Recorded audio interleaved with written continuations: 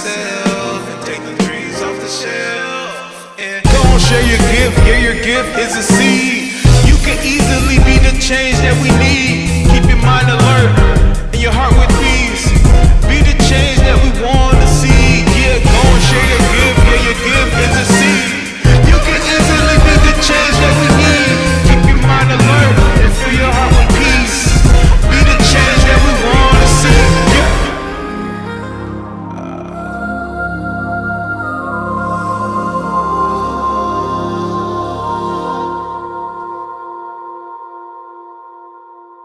What's going on, everybody? Welcome to another episode of Mentality Unchained. I appreciate you.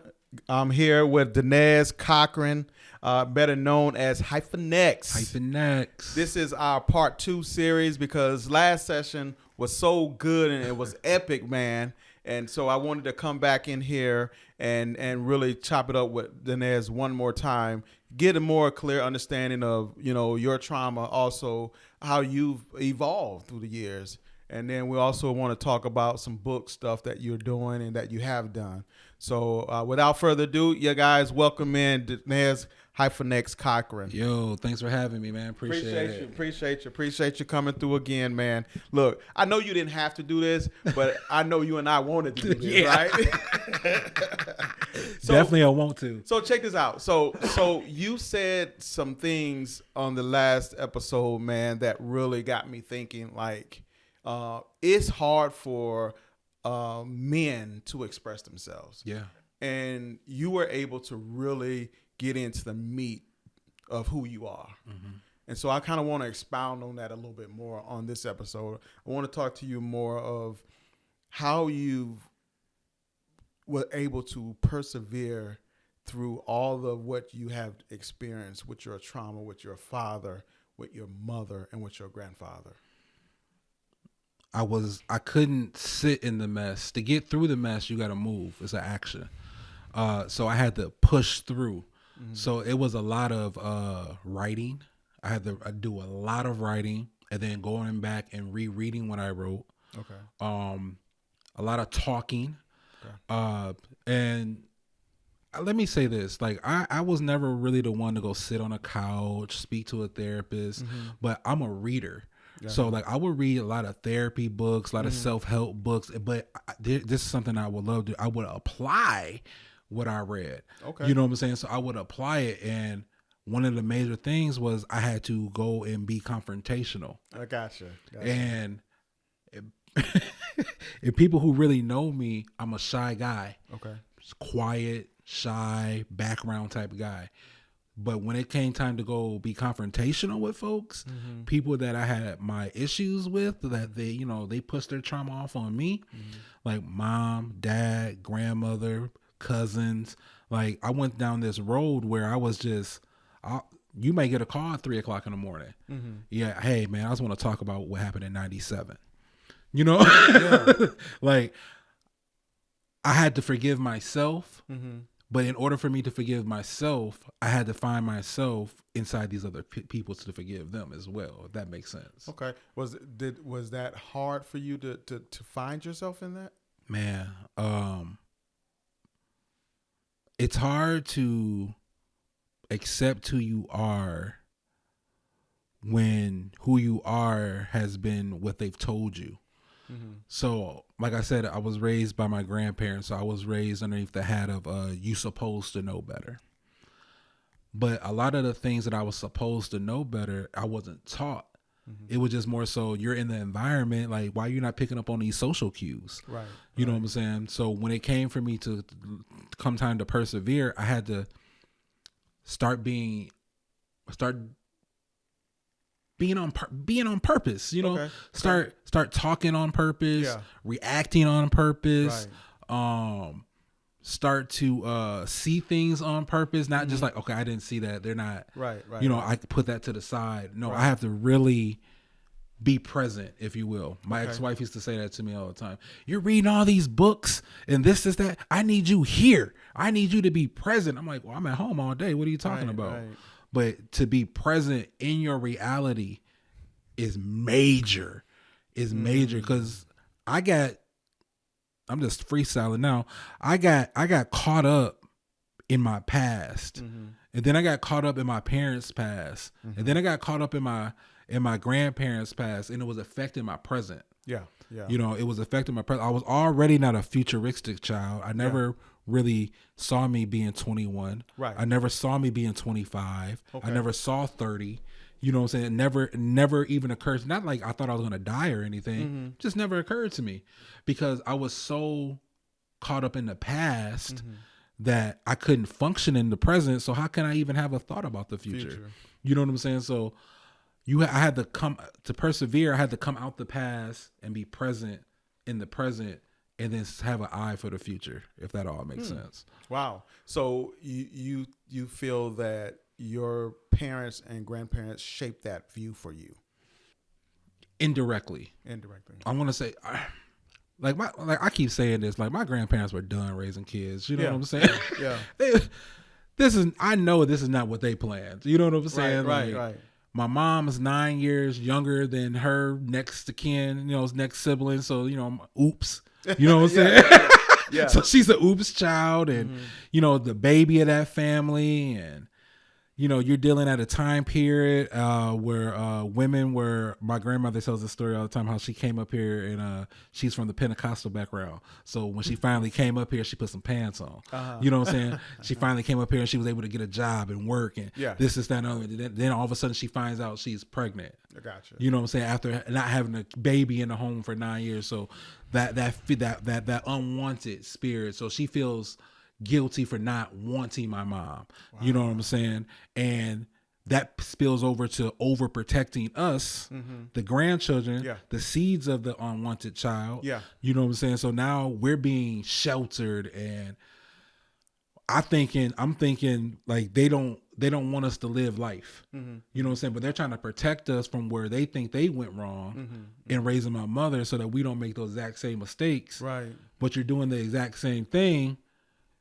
And then you get mad when those mistakes be the same, Yeah. So I just being to persevere through those things, like you have to be focused. You have to be, this is the word I was looking for, deliberate. Yeah. You got to be deliberate in your actions. You and I were talking off air, and it's kind of go hand in hand what you're talking about now. You and I was talking about like how time changes. Yeah.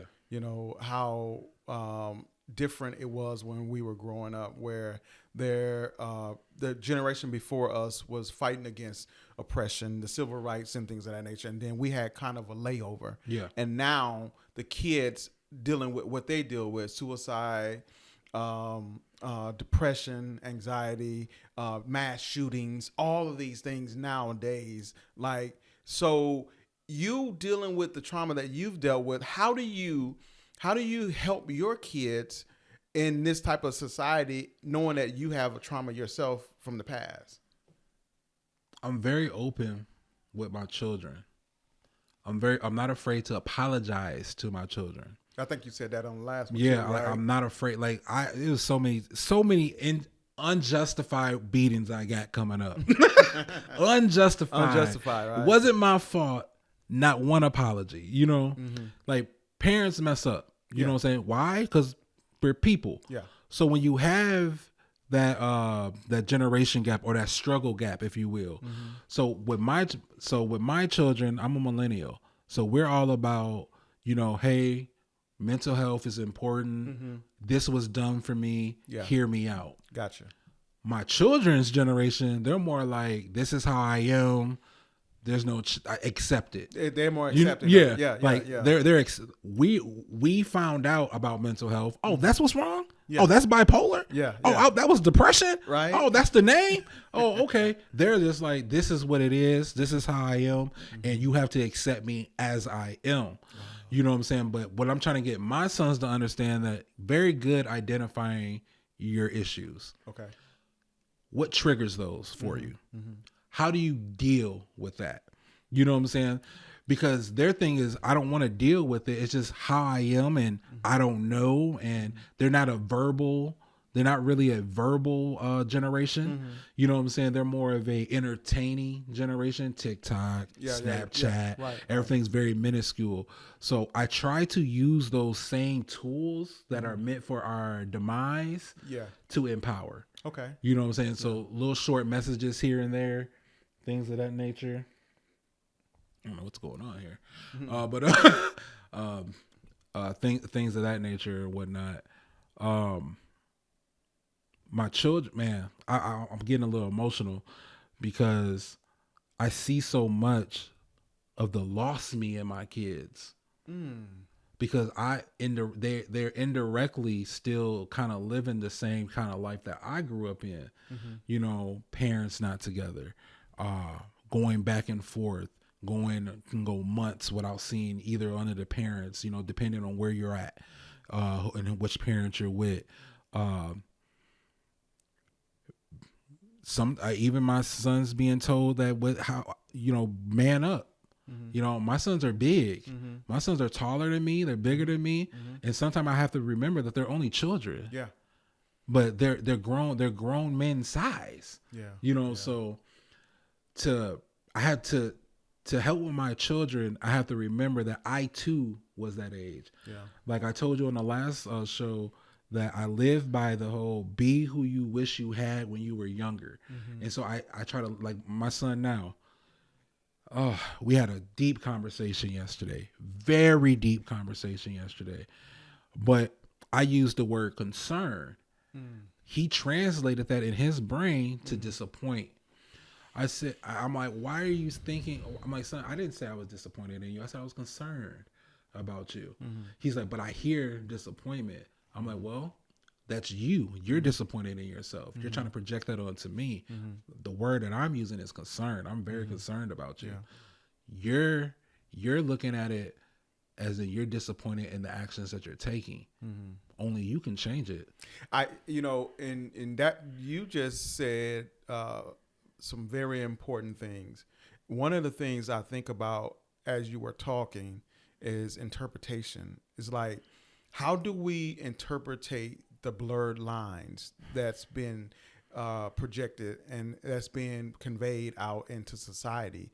And then from you're saying you're a millennium. How does that interpretation comes across as a father that deals with trauma to see that interpretation that your son is taking may be taking it as a distorted view?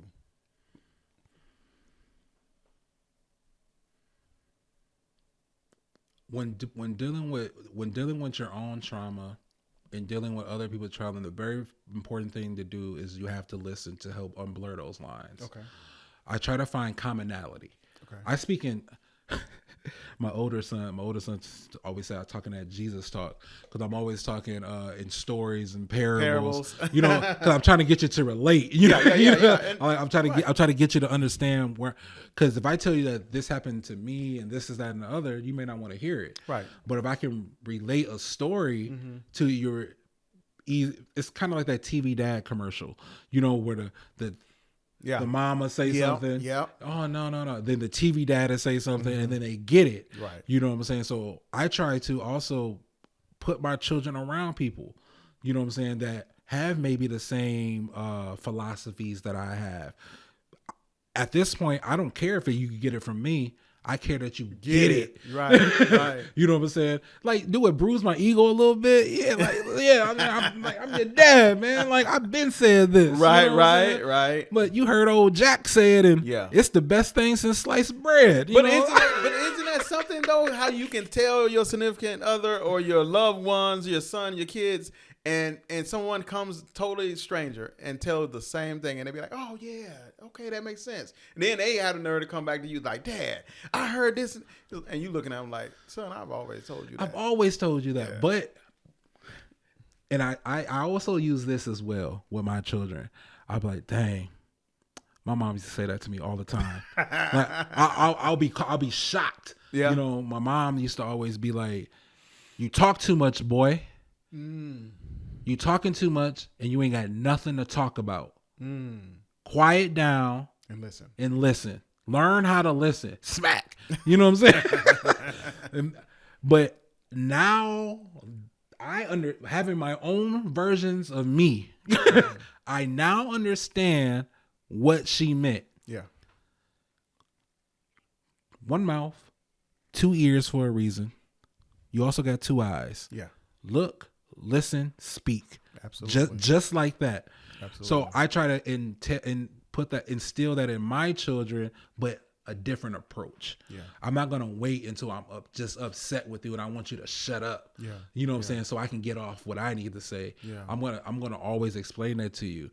And that's another thing, parents. We have to understand the children that we're raising. Mm-hmm. I heard this the other day. I can't remember what show I was watching, but they said this: if I'm teaching my children to be strong-minded individuals, then that's gonna come with a little disrespect, just a little bit. Yeah. And when I say disrespect, I'm talking about in the Black community, we're not even supposed to question your parents. Right. You know what I'm saying? That's disrespectful. Yeah. Yeah. You know what I'm saying? Like even if I call you from another room and you come here and you say, "Yes, what do you need?" Yeah. What? Yeah. No, you just come and you wait until I tell you. You know what I'm saying? Don't question me, boy. So I know, like I teach my sons, there is a way to express yourself and get your point across. Yeah. Without being terminal 5 disrespectful. Yeah. You know, so I try to give them more guidance and more leeway because I wasn't allowed to speak coming up. I think that's the bigger issue though. I seen that too.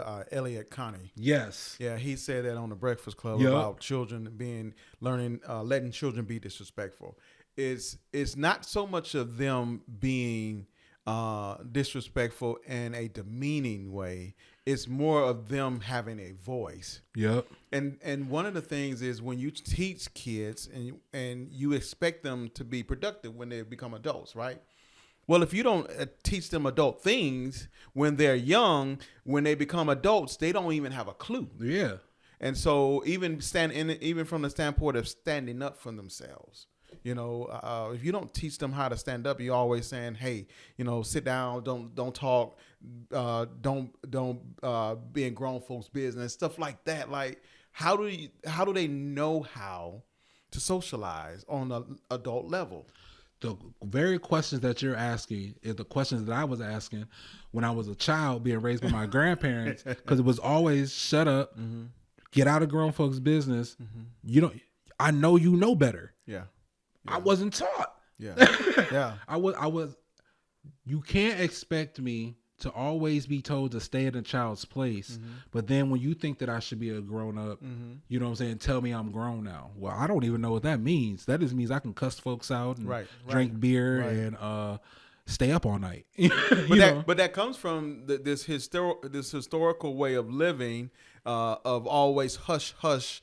And you don't speak if you're not spoken to, or stay in your place, type of thing. That's that slave mentality. It is exactly that. And so, but what happens is it's still been passed on generation after generation after generation. It's the example. I like the parable situation, but it's the example of if grandma teaches you how to make a cake a certain way.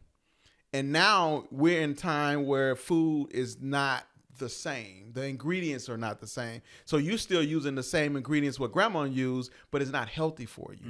And so it's okay to have that thought process, but at the end of the day, you have to make choices that fits the time that you live in. And we don't live in the 20th century anymore. We're in the 21st, where our decision making can be we can be culpable of some things if we're not careful. Yeah. Because the time doesn't require that anymore. Right. We're not living in a state where we're being oppressed every minute of our day. So we don't have to behave like that. There was a time when you had to. You always are in protective mode. But you're no longer in that. But I said that to say is things become generational. Things become historical. Things become as second nature, but that doesn't mean it's always the right. Right. And so I think we need to find ways to adapt as parents to help our kids. And so we're talking about your trauma though, and then how you're able to marry that the healing with your kids, raising your kids. When you started having kids, did you think that it would be this difficult to raise them in a society that believes and thinks the way they think? No, I never thought about that. I remember my ex-wife got mad. This is the very first thing I said when I found out where I was going to have my first child. She was like, well, I'm pregnant. So I was just like, yeah, this is going to be fun. That's what I said. I got cussed out. You know what I'm saying? She's like, fun? My body's about to change. Yeah. Da, da, da, da, da. And I got to push this thing out. I'm about to be fun. Right. Oh, I'll never forget. I got kicked out that night. Like, I said I was, because I've always been drawn to children. Yeah. You know what I'm saying? Coming up, because I feel like I lost my childhood. Right. So when I found out I was going to have my own, I was happy. Yeah. But then, like you said, that never occurred in my mind. Like, I'm raising kids in a different time zone, time period. Yeah. But now, I have a friend, my children's godfather. When I told him that, hey man, she's pregnant, I would love for you to be, he was like, I think it's so irresponsible to bring children into a world like this one. And I was just like, whoa. You thought you did something good, huh? Well, can you still be my child's godfather, bro? But he put it on my brain, and then you start seeing, like, it is very different. It is. Like, this is like my children's generation. Like, I think their generation. Z? Is it Z? Z. X, Z, something like that. No, what are they? So we're millennials. So they're Gen Z. Yep. And then I have a daughter. She's an alpha in the alpha. And these children are like pandemic babies. Like every generation is more advanced. And then I look at it and I start to think I'm like, am I starting to think like Dick Gregory? Am I starting to think like all the old heads, Joe Brown? Like, am I starting to think like them? Like, have we given so much and sacrifice so much that our children are not even grateful for it because they don't know what to be grateful for because they didn't have to go through it? Like, are we destroying a generation because we took away struggle? Like, well, you know what? That right there is so profound, and I think there is some truth to that because even in that, you said something earlier about how this generation accepts mental illness. Yeah. As I got it. I know what I got. Okay, I'm good. I'm right? functional. Yeah, I can still make it. And so I think without that piece of knowing how to struggle, it's harder for them to work through a lot of the mental illness that they deal with because they don't have that ability or haven't had the opportunity to quote unquote train in struggle. Right. And so, it's a little bit more different with us because we've been trained in those areas. We've had to fight sometimes for food and housing and things of that nature, lived on government subsidies and stuff like that. And they haven't had to have that. And so it is effective to be trained in a realm of struggle. Yeah. So you can withstand some stuff. Well, it gives you character traits. Absolutely. It helps you out. And like my son is upset because his mother gave him a LG Samsung phone, right? Because he broke his iPhone. Yeah. And he's like, I'm going to break this one if she thinks that this is going to be my phone. And I just start laughing. I was like, this is either contributing to, man, we're really good parents when it comes to materialistic things. Like, my son really is like crying over here, for lack of a better term, about having an iPhone. Cell phones didn't come out until I was in college. Thank you. You know what I'm saying? Like, we used to just leave the crib and just be gone and then have to come back at a certain time. Like, have I crippled my son? Yeah. You know what I'm saying? Like, but I'm so happy to be around to help navigate that. You know what I'm saying? Opposed to 5-10 years from now, he's in his 20s and I don't even have a grasp. Right. You know what I'm saying? And I think that's what we have to do, though. You're right. That's where that present piece come in place. because they didn't grow up like we did. But should we make them feel bad because they didn't? No. But we owe it to them to teach them, to help them along the way. And so we can't sit back idle and allow them to be consumed by this era. Yeah, and get ate up. It's like what Kanye said. He bought the house next door to Kim. He was like, well, this is what, what's the purpose of having money for? Mm-hmm. You know what I'm saying? We get in a divorce, I'm just going to buy the house next door. Yeah. And then he said he had the kids come over. They were hungry. They wanted some filet mignon. Mm-hmm. He said, this ain't your mama house. Get on top of your brother's shoulders. Get that top ramen down. Okay. You know what I'm saying? Okay. Like, even though we in this mansion, you know what I'm saying? You're still going to understand what it is because you're a child. I'm rich. Love it. I'm rich. You can eat some ramen. You got cereal for breakfast. You got cereal for dinner. You got cereal. We're just doing it one weekend out the month, guys. Mm-hmm. If you can't struggle for one weekend, then what are we doing this for? You know what? That's so true. I remember when as my kids were growing up, and I used to hear my kids all the time was like, yeah, we got this and we got that, and I was like, wait a minute, no, we ain't got nothing, right? And then it got to the point too, is like when things happen in that school, they get involved in these things. I'm like, why are you acting like that? You don't have to act like that. Me and your mama grew up in the projects. You know what I'm saying? Right? You didn't grow up in the projects. It's not your struggle. Right. Yeah. So don't be trying to take on something that is totally unnecessary for you. Be what you are and allow yourself to learn through the process. Mm-hmm. And so many times, I think that's what society does, though, is that they paint this picture that, you have to struggle or you have to be from a certain place to say you've done things. Yeah, to get your stripes. Yeah, look, if your parents worked their butts off to get you up out of there, then hooray for you.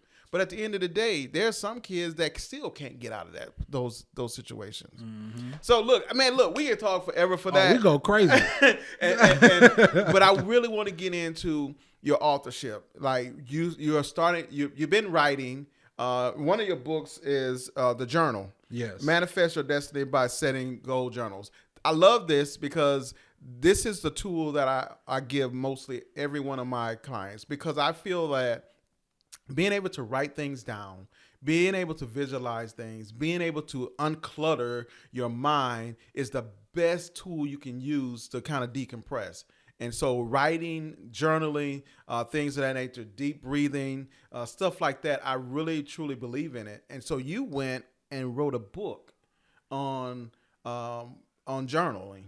So why did you do this? Where did this come from? This right here is, I'm all about being a bridge, right? Okay. So I got one too. Yeah. So it's manifest your desires by setting goals journey. Because manifestation, there's no abracadabra. There's no hocus pocus. Right. You know what I'm saying? There's no open sesame. Right. You know what I'm saying? It's nothing but hard work. Right. You have to work. Mm-hmm. You have to hold yourself accountable. Yeah. You know what I'm saying? And this gives you the tool. We get caught up in society. Mm-hmm. What is society's measuring stick for success? No, what is yours? Yeah. Getting up every day, making your bed, is that something that you struggle with? Right. Write it down. Hold yourself accountable. Are you a workaholic? Do you have a hard time scheduling a lunch for yourself? Mm-hmm. You know what I'm saying? And which causes you to be crappy to your kids, mm-hmm. crappy to your work individuals. Hold yourself accountable. Let's manifest time management. Okay. You know what I'm saying? Yeah. How do we do that? Gotcha. We set goals for ourselves, weekly goals. This is a 6-week challenge. Okay. 6 weeks, that's a month and 2 weeks. Make yourself your number one priority. Put that work in yourself. Write it down, measure it out. Hold yourself accountable. And then if you see something's not working, guess what you get to do the next week? Adjust. Right. Okay. Well, this one right here is available on Lulu. I'll have the link in the description. I'll send it to you. Go on lulu.com. You just type in Denezz. That's D as in delightful, E as in excellent, N as in nice, E as in exciting, and 2 Z's like zebra. That's HyphenX. And that last name is Cochran like Johnny. Cochran. Type that in. I have several books that are going to pop up on there. Mm-hmm. And then I also have Yo Black People that's going to be dropping mid-June. Also, I'm going to drop another book called A Perfect Target: How to Create and Find Your Perfect Customer. So that's going to be out as well. Wow. I'm going crazy, y'all. Hey, man. No, I appreciate the drive for just helping. Yes. You know, we talk about that all the time. Like, how do we help people evolve? How we use our talents and our gifts to help push other people forward. And so I appreciate that book, and I appreciate the ones that you're writing now, man. So everybody can't write, right? Everybody can't write. Everybody can't write. But if you can't, be on the lookout, guys. I'm going to be coming out with a series of workshops on people that have that problem, that want to share but have a fear of writing or have the lack of the ability. I'm going to show you how to use technology to help move you forward so that you can actually get out your own way and propel yourself into your destiny. Wow. So since you said get out your own way, who's standing in your way right now? Nobody in my way right now. It's clear skies and open road. Yeah. You know what I'm saying? And if you are in my way, you're getting trucked over because I have a different mindset now. Yeah. Like I used to look, we didn't even talk about this. I used to look for ways to self-sabotage. Yeah. Oh. Because of my fear of success. Yeah. Because when you become successful, now responsibilities, expectations become on. But if you a F up and a failure, nobody expect anything from you. That's true. So now I have that self-sabotage monkey off my back. It's a wrap. Good. It was like having a tumor. You know what I'm saying? It was sucking the life out of me. Like I remember my ex-wife used to say, like, why do you do that? Like everything was going well, everything was going good, and then you just up and do something stupid. I was like, I didn't have an answer for it then. Wow. But now I know I was a fear of success. And now I have no fear of success because I created the roadmap. You know, I created the roadmap. I know when the pit stops are. I know when to rest. I know when I have to go hard. You know what I'm saying? Because I dictate that, not society. Now, we know since the last episode and this episode, you didn't have that. That wasn't your initial thought process. How did you get there? Sitting in a jail cell one night. Couldn't call nobody. You know, these are the results of my actions. I had no one to call, had no money to get out. You know how they say you make those deathbed confessions? Yeah. I was on life support in there. Really? Man, get me out of this. I'll be who I'm supposed to be, man. I call it a Jonah and the whale moment. Okay. Kept running. What Jonah do? Kept running away from his calling, right? Right. Until he got swallowed up and had to be into isolation on his own and deal with his own thoughts. That's what happened to me. That's what stopped self-sabotage. I was placed in a situation where I had no one else to blame. It was me, and I had to deal with these consequences, and only I could get myself out of it. That's, as a therapist, that makes me feel good because not only are you taking accountability, you're also looking to be better. Yes. This is what we're always asking for the person that sits in front of us is take accountability for your stuff and try to be better. Yes. A lot of times people will point the finger, well, they did. Well, it's always easier to do that instead of turning around and looking at yourself in the mirror. So for you to be able to turn around and look at yourself in the mirror and say, you know what, I need to be better. Yeah. That's not going to get it. Now I got kids. That's not going to get it. Now I got other people to be thinking about. That's not going to get it. All those things you took responsibility of, and you are becoming more accountable to yourself and to others. Yeah, and it's not easy. Like it was a lot of, I'm light skinned, so it was a lot of red faces, and they was wet. You know what I'm saying? Like, but it was a must. It was a must. You know, like it was time to grow up. Like we talked about it last time. I always crave that from men. Yeah. You know what I'm saying? Yeah. Well, I got to get it from me. Yeah. You know what I'm saying? I got to. I have at this moment. Let me do it for me, because if I'm doing it for me, then someone's going to see me working towards what I'm working towards, and they're going to join me. Right. You know, it's so much easier if my car is stuck and I'm just on the side of the road, 9 times out of 10, if I'm just sitting in the car, nobody's going to help me. But if someone sees me out actively with the hood up or trying to push that vehicle, someone's going to come and help because you're already helping yourself. Start helping yourself and other help will come along the way. Wow. I appreciate that. I want to get into the events that we do. I want to talk about, why we do events and things of that nature. Your events singular, and then when we do them together. Like, why do, from your standpoint, why do you think it's important that we do these events based on helping people, whether it's mentally, physically, emotionally? Why do you think that's important? Well, people party all the time. People come together. People unite all the time. Mm-hmm. I just wanted to change the purpose for us uniting. Mm-hmm. So when we're talking about mental health, psychology is real. Yeah. There's been a work done to Black folks. Period. Okay.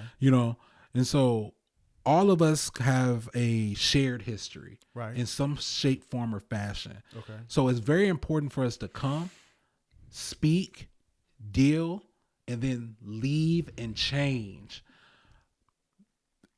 We have to come together for these types of events when we're speaking about mental health, when we're talking about self-accountability, when we're talking about family. We have to come together as one to reach the next generation. Because we're losing this battle. We're losing this battle. And I say we, because I'm in it too. I'm in the trenches too. Right. We like, as a whole, we're like, it's not enough to be individuals. Right. It's not enough to be an individual. Mm-hmm. But when individuals come together and work for a common cause, that's powerful. It's like what Big Mama said on Soul Food, those fingers apart, no power. But if you bring them fingers together like a family, it'll make a mighty blow. Mm-hmm. And that is the sole purpose on why I do these events, because I want us to come together and make a mighty blow in our community. That was the theme this year. This 2023, you and I talked about this, is just building partnerships. Beneficial. Right, and so I really think that that's where we should be moving, in areas of partnerships rather than individuation. At the end of the day, we have enough separatism in the world for us not to be doing things together. Why not use our gifts and talents together and then do these bigger things? I tell people often that I do this podcast, I do these events because I can only see so many people in my office a week. And so if I can touch someone with my podcast or with these events, I've touched more than I've touched in a week. And so that's the whole drive behind my thinking. Mm-hmm. And so to be able to come into someone's home to speak about something and bring people that are ordinary but extraordinary and speak into their lives, they can see, hey, well, maybe I can do something like that, And so it's all inspiring to do stuff to inspire others. Yes. I be looking for inspiration. I like what you just said. It made me think about the people I grew up in church with as a child. If I would have known them as people, you know what I'm saying, who they were as people, opposed to that's brother such and such and that's sister so and so and deacon and elder and pastor. If I would have known that brother Howell over here struggled with drinking, you know what I'm saying, I could have went to speak to him how I felt, how my father's drinking was affecting me, and that maybe could have helped him, or he could have helped me. But I didn't know him as an individual person. Right. I knew him as a title. Right. You know what I'm saying? Right. So like you said, them partnerships, like meaningful, beneficial collaborations are a must, because you never know who you need until you need them. You're right. So many of us walk around here and it's like, I can do it. I mean, it's me, and I got this falling. I got this. I understand that, and there's no problem with that. Mm-hmm. But at the end of the day, like, why not join with someone to bring a different crowd. You know, let that crowd hear what you're doing. Let that crowd know what you're doing. And so the partnerships bring that, because you bring someone, I bring someone. We all come together and we learn together. Yeah. I believe we're in a time where a lot of guiding, a lot of teaching, and a lot of I don't want to say, what word should I use? A lot of togetherness must happen in order for us to move forward. We talked about the economy earlier. We talked about the state of our union. We talked about all these things that are going on in politics. Yeah. We need just ordinary people like us sounding an alarm on different issues and different things, and we use these platforms to do that. Yeah, and that's my platform. My microphone is there for everyone. Yeah, right. You know what I'm saying? It's there for everyone. A lot of people know me in my city based off of the work that I did with downtown protest, and my initial purpose for going down there was just to provide a platform. Gotcha. Because there's something happening, and a voice needs to be amplified. You know, agree or disagree. You know, it needs to be said. Right. You know, so I think it's very important for people to come together for a common cause, and then measure out the success of that common cause. So you're just not wading in the water. Right. You know, that you're progressing. Right. You know what I'm saying? That you're going forward. It's nothing like working with someone and seeing something coming to fruition. Right. You know? Right. It is. It's to me, it's hard starting because it's like a ramp up, right? Yeah. And I got to get my mind right. I was like, oh my goodness, I've bitten off more than I can chew. This idea, and now it's starting to unfold, and you're like, okay, now we're gaining traction, and then you actually get to the actual event, and then you have people coming in looking for answers. Like, that's, to me, that's deeper than anything. It's just like to see people come in looking for answers. Like, you don't per se have all the answers, but maybe you spark an idea in them. Maybe you spark them to go home and think about some things that they've done. I mean, whatever. But you're presenting a platform where people can be themselves and be accepted. It's like the young man that was there. He was so torn because of his daughter. Yeah. You know what I'm saying? Like, my man's was torn. He was. And you could tell that he was like, okay. Because I was watching him. He was very standoffish in the beginning. But then when he saw that panel open up, he was just like, I got to say this. Yeah. Like, this is the spot. You know what I'm saying? Who would have known what could have happened if he didn't have that outlet that day? Yeah. You know what I'm saying? And that's what it's about. Like you said, that's the payoff. Right. You know what I'm saying? I just want to see it on a mass scale. You know? So for y'all that don't know, Denezz is talking about the last men's conference we had, and we had a young man that was so distraught about his daughter, pretty much blaming him for the separation between her mom and him. And so, you know, our kids don't understand what's going on with adult parents.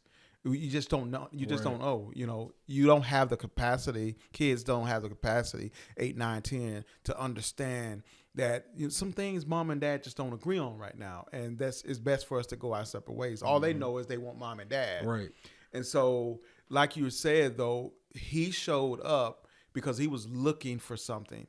And those men gave him a voice, allowed him to be able to express himself. Yeah, and he may not have gotten what he thought he was going to get.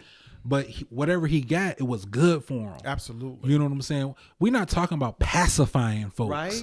You know what I'm saying? We're talking about giving people pathfinders, if you will. You know what I'm saying? Giving people the vehicle to go off terrain to get the answers that they need. Absolutely. Sometimes you got to go off road. You know what I'm saying? You got to get dirty. Absolutely. You know? And that's a rough road for a lot of us men to follow, is because we are built and conditioned a certain way. Yeah. And so these type of events allow them to be able to do that. And so that's the beauty of what we're always trying to capture in these events that we do. And, you know, I'm so happy and I'm, as they say, happy glad that you and I are able to do those things. And there's no animosity, there's no pride, there's no fighting. We go back and forth. What you say? 7 guys came together, no egos. No egos. How can you do that? Like, you got 7 men coming together and you don't have no egos. How do you do that, right? And so on the bigger scale, that's what we always look to do, is grow those crowds, grow those audience, and grow those participants to the point where we all see the bigger picture. Yeah. Because the bigger picture is togetherness. Yes. It's community. Yeah. It's having someone that has your back, support. That's what it's really about. Mm-hmm. So before we get out of here, I had to do it. It still seemed like we didn't talk about everything, man. But I'm just gonna have to come back, y'all. So before we get ready to get out of here, though, like, what is your greatest accomplishment? Ooh. What would you want to accomplish? And then also, what would you want to impart in the youth?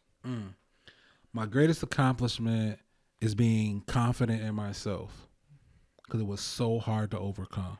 Gotcha. What would I want to be my greatest accomplishment?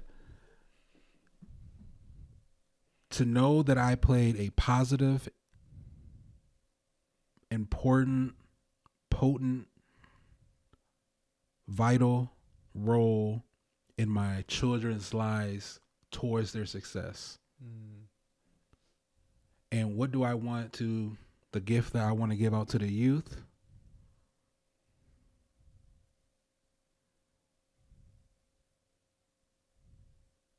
Acceptance and toleration are 2 different things. If you tolerate something, then you know there's an issue with it. But if you accept it, you're accepting it. You have a mental illness. Don't accept that you have a mental illness. You're tolerate it. Get help. Get over it, because it can be dealt with. Don't let it deal with you. I like that. I definitely can concur with that. I will say this is J. Cole said something. He says, the one thing that I wish for my kids is to learn what I didn't learn at a faster rate. That's what I was trying to say.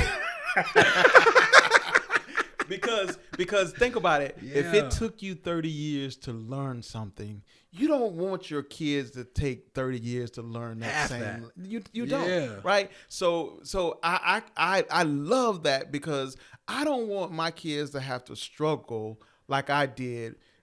Because that's why I tell them, hey, I did this. You don't have to do this. Right.